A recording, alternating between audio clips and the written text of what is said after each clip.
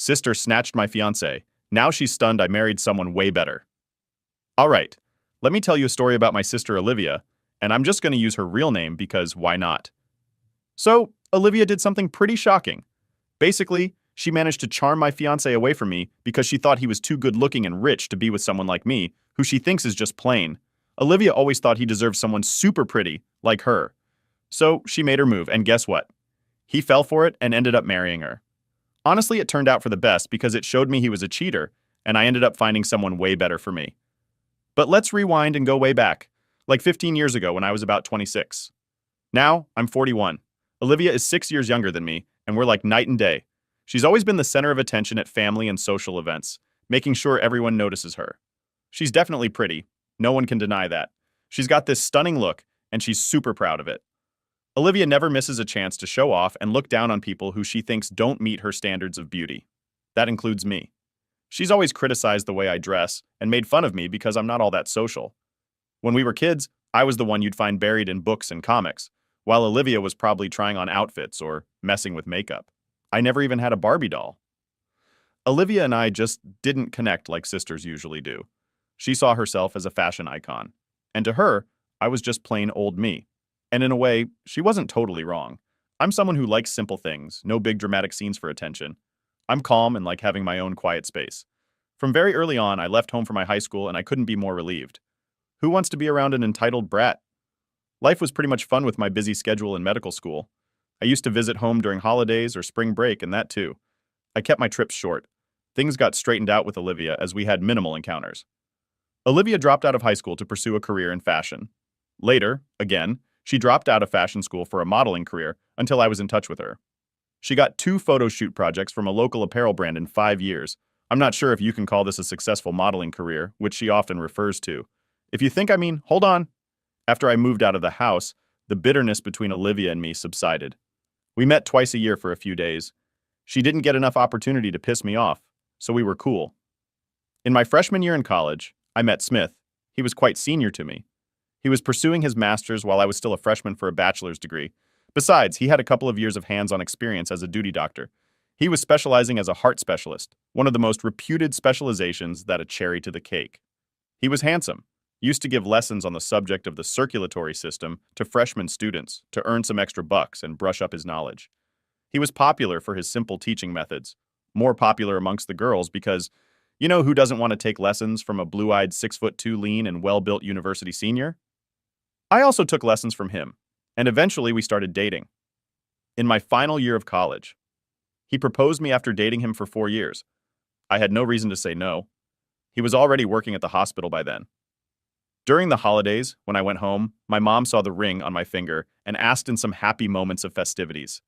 I told her everything. She jumped in excitement because it's not usual that I get serious with anyone. Smith was the first guy I ever dated or had sex with. Mom asked me the details about Smith because she sniffed her marriage on the cards. Olivia often used to say that I'm never going to find a good man to marry me. By good, she meant rich and handsome. Whenever she got to know that I was seeing a guy, she would remark, "He's going to run away. Your relationship won't even last for a week." So when Olivia got to know Smith, her eyes lit up and she wanted to know more about him. It was kind of unusual for her to take an interest in my life because it was always been very boring. I asked her, "Why do you want to know about him?" And she said, "He's going to be family, so I should know him." Mom asked me to call him for dinner on New Year's Eve. Later, I got to know that Olivia had asked Mom to invite Smith. We didn't have any plans for that year, so Smith agreed to tag along. When we reached home, we were greeted by Olivia. It was quite surprising because Olivia is a party person. She's never seen home on the weekends. On New Year's, she was off for a week-long party with her friends, but this time she was at home. Quite surprising. Should have been alarming, right? But I didn't get bothered. I don't give a crap about others' lives. I went home with Smith, and my sister was floored by Smith. Her first comment was, "I thought you'd be rich, but you're handsome too." Her flirtatious gestures weren't just so evident. It was right on my face. Yet I didn't take any heed. I was secure in my relationship. Throughout the evening, she made moves at him by complimenting him trivially, touching his arms and thighs unnecessarily, and forcing a conversation with him. She sat next to him at the dinner table. I gave her a look and she made a cute pout and said, "You get to sit with him every day. Today, I can be his arm candy." Everyone chuckled, and we took it as life fund. During the conversation, she got to know the Smith goes for a walk after his dinner. As soon as he cleared up after the dinner, she offered to give him a tour of the neighborhood. Smith looked at me while I sat there with a straight face, not knowing what to say. Smith replied with an awkward yes, and they both went out for a walk that night. While we were driving back from my parents' play, a Smith asked me if I noticed how Olivia was flirting with him. I laughed and brushed it off, saying she's an attention seeker. I thought Smith wasn't so shallow that he would fall for superficial beauty, but dang, he did. He was equally mesmerized by Olivia's charm, and he cheated on the first opportunity he got a few months later. I had my final year exams. As usual, I cut down on her hangouts to focus on my studies. Eventually, I found him cutting down the communication. When I confronted him, he said he wanted me to focus on my finals. I was too busy to suspect any foul play. On the last day of my exam, I asked him to pick me up from college. He said he was busy. Later that night, I called him to check up on him. He said he was home, but he was too tired and ready to doze off. I went to his place to surprise him, but it was locked. I called him again, but he didn't respond. I waited for his call the next day, but he didn't call back. Shamelessly, I called him again and asked him why he lied the last night. He said he forgot to mention that he had crashed at his colleague's place. Stupid me didn't read this to be any kind of a signal. How would I? This was the first time anything such has happened to me. This continued for a week until I lost my marbles. Came back to my senses. I asked him point blank if he wanted to break up with me. He hesitated for a few seconds before murmuring a yes. He said he no longer loved me. That was it. The last conversation we ever had. I didn't ask what, when, or how. Heartbreak is always painful, and that too, without any reason. Even more. He left me with a sense of insecurity, self-doubt, and many unanswered questions, which he didn't answer. And neither did I ask. It took months and many bottles of single malt whiskey, but eventually I moved on. Glad that he broke up after my finals. Also, I would have taken one more year to finish up medical school. 7 months later, I get a call from Olivia, and she invited me to her engagement. I congratulated her and asked about the guy. She didn't say the name and asked me to come to the party and meet him in person. I was happy for her. Yes, it saddened me for a while that I was supposed to be married during that time, but I was single and nursing my breakup. I tried to forget my miserable life and showed up at my sister's engagement. As soon as I entered the venue, I saw the board. Olivia Smith. Oh my goodness, it gave me shivers down my spine, but I calmed down myself, saying Smith is too common of a name. He might be someone else. But as I went inside, I ran into two as Smith's friends. They turned to the other side when they saw me coming. My heartbeat raised as I went near the podium where Olivia was supposed to be sitting with her fiancé. The moment I saw Smith sitting with her, his arms wrapped around hers, I froze. I didn't know what to do. I just stood there with tears in my eyes. The next thing I remember was my mom pulling me to a corner and asking me to behave. She asked me not to create a scene there and let everyone be happy. She said no one knows about her past and she would like to keep it that way. I cried out loud and yelled, "You know everything, and you let this happen. Olivia is a witch. You are all evil. You are all in this together." By then, I saw Olivia coming over with an evil smile. It was like 15 years ago, yet I remember every word of her so clearly. That was the most humiliating moment of my life. She said, "You thought you could have this man pointing towards Smith. Handsome, tall, rich. Are you so plain? No way. You don't deserve him. You deserve someone plain like yourself.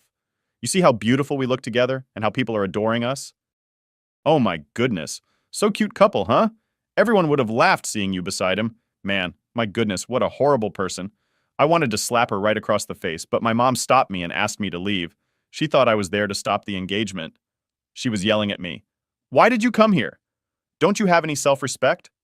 I said I didn't know this, which is effing M. Had I known, I would have never shown my face. Olivia denied having invited me.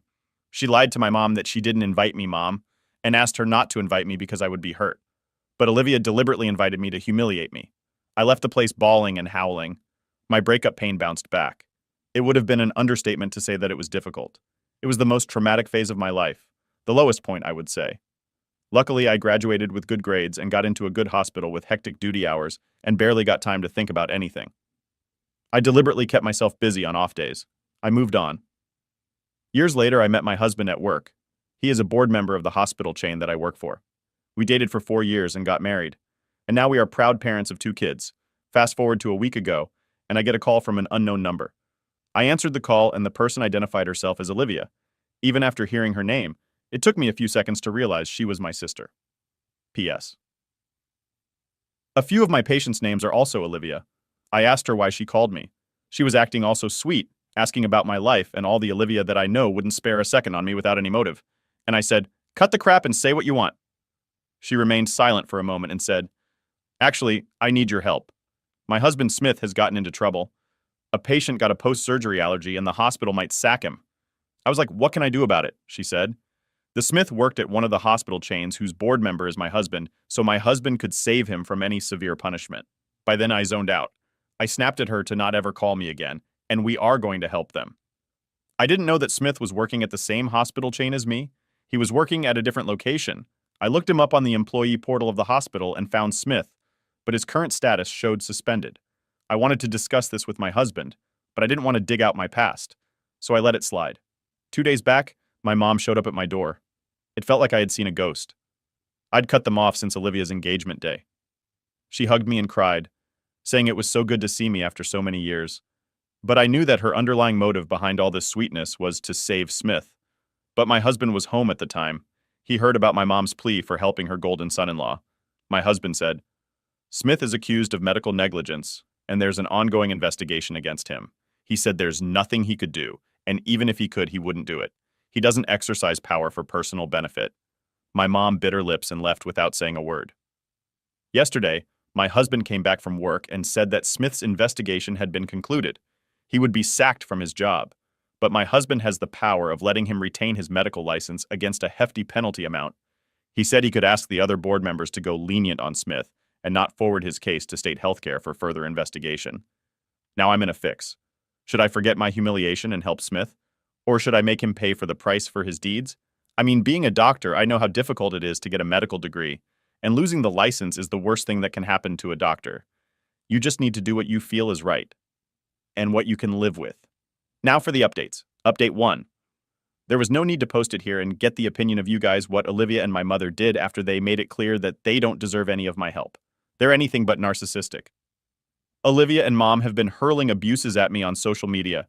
I don't use Facebook much, but this week when I opened it, I found I was tagged on several posts by Olivia where she called me a vindictive witch, reframing her husband. She has written a long post claiming that I was jealous of her because Smith dumped me and married her, and I was doing all this to avenge my betrayal. My mom had also jumped in on the bandwagon and said that I had abused them and cut them off because I couldn't stand Smith getting married to Olivia.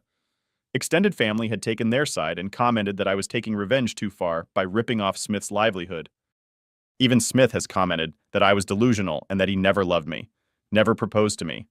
And I'd always love Olivia. Like, what the F? I immediately untagged myself and blocked them.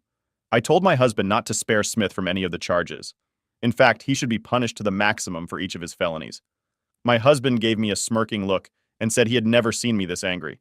So Smith was officially sacked from the hospital, and his case had been forwarded to the state healthcare department for license cancellation. A fresh investigation will be conducted by the government body, and if he is found guilty of the charges, the hospital is claiming he will lose his license and also go to prison. That's like a cherry on the cake. I'll update as the situation progresses. Right now, I'm enjoying the drama with a basket of popcorn. Yum, yum. Edit small clarification. Olivia and my mom were not added to my social media account. The thing is, I have an open account so anybody can tag me in their posts. I had not blocked him earlier because 15 years ago I wasn't using social media. Now they are blocked from social media and also my life. Update 2. How low can a person stoop? Now, I know Smith showed up at my workplace. Like I said, he worked at the same hospital chain as me, but at a different location. He posed as a patient and came inside my chamber. He knew that there was no way that I would have met him if he had come to see me. I immediately asked him to leave. He said that he had paid a fee to consult me, so as a doctor, I should treat him. Fair enough. I listened to his problems while swiftly switching on the voice recorder on my phone. I did this so that he couldn't trap me in another mess, and I'm glad that I did. He was faking his health condition, saying that he had gotten the flu and all. I acted professionally and gave him the medication as per the symptoms. But he wasn't ready to leave and unnecessarily asked stupid questions. He started flirting. I asked him to stop and leave. He said I wanted to apologize to you long back. I didn't intend to hurt you, but your sister trapped me and made me sleep with her. Then she blackmailed me to marry her, or else she would press molestation charges on me. I asked him to stop right there because all he spoke was complete BS. I could have called security on him, but I was really enjoying his desperation. Revenge is so sweet, I tell you. I heard him out with a satisfied wide smile. He went on to say, I know you still love me. That's why you're still hurt and want to take revenge. Honestly, I still feel for you. I regret marrying Olivia. If you can convince your husband to save me from prison time, I promise I'll leave Olivia and be your lover. You don't need to leave your husband, but we can secretly have our own thing. That douchebag had the audacity to say this. I burst out in laughter and called security on him, asking him to leave. He had no idea that he was being recorded. The disappointment on his face was so satisfying, he thought, he convinced me. I texted Olivia and wanted to send her the recordings of her low-life husband. I said, "Your loser husband visited my clinic, posing as a patient." She said, "I know, he tells me everything. We also know that you still love him. I can let you sleep with him for the night if you can save his license and prison time." Her response blew my mind. No point in talking to her any further. They are together in this dirty game. I told my husband about this and he was aghast. He said he would have sued him for offering bribes, but it would dig out of my painful past. I said, "I'll let him handle one charge at a time, but I'm going to do my bit to exact my revenge." I added Olivia Smith, my mom and other relatives on Facebook. Olivia Smith accepted it at once. Maybe they took it as a positive sign for me. Then I wrote a long post about Olivia Smith, and my mom had been trying to manipulate me to help Smith get prison time. I attached the screenshot of the conversation with Olivia. I also turned on the voice recordings into a still video with Smith and Olivia's picture with a voice running in the background and uploaded it. That post blew up with comments. I blocked Olivia Smith and Mom because I knew they would retaliate. My extended family and relatives expressed their disgust about Olivia offering to let Smith hook up with me to get away with his negligence. Olivia and my mom tried to contact me, but I had blocked their calls and voicemails. I spent the whole of yesterday and today reading the comments on the post. People have gone to the next level trolling Olivia and Smith. My weekend couldn't be better story to my sister and her husband are buying a boat so they can live as nomads on the ocean. I'm really worried for my sister and her husband. TLDR. My sister and her husband have decided to buy a boat and live on the ocean. They have never seen the ocean or been on a boat before and they can't even swim. I think this is a terrible idea. I think so too. But my sister won't listen to anyone who doesn't agree with this for some background information. So my post makes sense. My family is from Saskatchewan in Canada. There is a river that's sort of near where we live, and there is a lake a few hours away from here that my parents took my sister and I to a couple of times when we were younger. But we live in a landlocked province in the middle of the prairies. It's the exact same situation for my sister's husband. My sister is married. They had planned on buying a house after the wedding because their lease would be expiring, and my sister told me that they are tired of renting. But that's all changed. They have announced they are going to buy a boat and live as nomads. Their word, not mine. It was, my sister had the idea and her husband got on board right away. I don't know where this came from. Neither of them have ever talked about owning a boat. They have already quit their jobs and are donating and giving away almost all of their things. My sister had told me they had just over $70,000 saved for their down payment. Now, instead of buying a house, they are going to buy a sailboat and sell all over the world. They say they will do odd and remote jobs if they need money, but otherwise they are heading for the freedom of the ocean. Again, they use that word, not me. Sounds like they watch Captain Ron or something. When they announced their plan, I was shocked. I thought that they were kidding. I think this is a terrible idea. Their only experience with water is having been to a lake a couple of times when they were kids. And a lake here in Saskatchewan is not the same as the ocean. Neither of them have ever been outside of Saskatchewan before. Not shaming them because I haven't either. Neither of them have ever been on a boat before. Neither of them have ever seen the ocean, and neither of them knows how to swim. I think this is such a stupid idea. My sister and her husband aren't kids. They are both adults, older than 35. Apparently, my sister's husband has a sister who made them see a doctor because of how out of character this is. But all the tests come back clean. His sister is as against this as I am. Another thing that shocked me is that what my sister told me about having kids before the wedding, she said that they wanted to have kids as soon as possible given their age. I thought this would change their plan to buy a boat, but my sister says they still want to have kids, and she doesn't see why she can't be pregnant or why they can't raise kids on a boat. My sister wasn't happy when I asked her what she was thinking or when I told her it was a stupid idea. I realized that she and her husband can do whatever they want with their lives, but I'm honestly scared for them. I can think of so many ways this can go wrong. I'm afraid that they will get hurt or killed. They're dead set and dig their heels in. Whenever anybody tells them that this is a bad idea. I know I can't control what other people do, but I'm so worried and scared. Update 3. Hello again, everyone. It's been a tumultuous few weeks since I last shared about the ordeal with my sister Olivia, her husband Smith, and the chaos that ensued. Life certainly hasn't been dull, and today, I'm here to bring you up to speed on the latest developments. After the unbelievable proposal from Olivia and the blatant manipulation attempts by my mother, I was resolute in my decision not to intervene on Smith's behalf. The aftermath of that decision was both freeing and chaotic. Olivia and my mother escalated their efforts by taking to social media to vilify me, painting me as the vengeful sibling. It was painful to see, but I stood firm, supported by the solid foundation of my own family and principles. Smith's audacity reached new heights when he showed up at my clinic under the guise of a patient. This was a blatant attempt to emotionally blackmail me into helping him save his career. I maintained professionalism, but the encounter left me shaken. It was a stark reminder of how manipulative and desperate he had become. Olivia's callousness was laid bare when she suggested I could have a night with Smith if I helped him. This was not only morally repugnant, but also showed how low she would stoop to protect what she considered hers. It was a surreal moment that cemented my decision to cut ties permanently. After these incidents, I took steps to ensure there would be no further breaches of my peace. I changed my contact information, tightened my social media privacy settings, and informed my workplace of the potential for further disturbances. These measures have given me a much-needed sense of security and control. The investigation into Smith's professional conduct concluded with his dismissal and the forwarding of his case to the State Healthcare Board. This outcome, while severe, was justified based on his actions. It was a difficult chapter to close, but necessary for the integrity of the medical profession and my own peace of mind. The rift within the family has deepened, unfortunately. My mother and Olivia have isolated themselves with their narrative, convincing some of my more distant relatives of their twisted version of events. It's painful to see a family divided, but I've come to accept that not everyone will see things clearly or choose to stand by what's right. Through all of this, I've learned a great deal about resilience and the importance of boundaries. My therapist has been instrumental in helping me navigate these emotional waters, affirming that while I cannot control others' actions, I can control my response and maintain my dignity and self-respect. Looking ahead, I'm focusing on my family and career. My husband and children have been my rock, and I'm reminded daily of the love and stability they provide. I've also taken up a new hobby, painting, which has been a wonderful outlet for expression and stress relief. Thank you all for your support and kind words throughout this ordeal.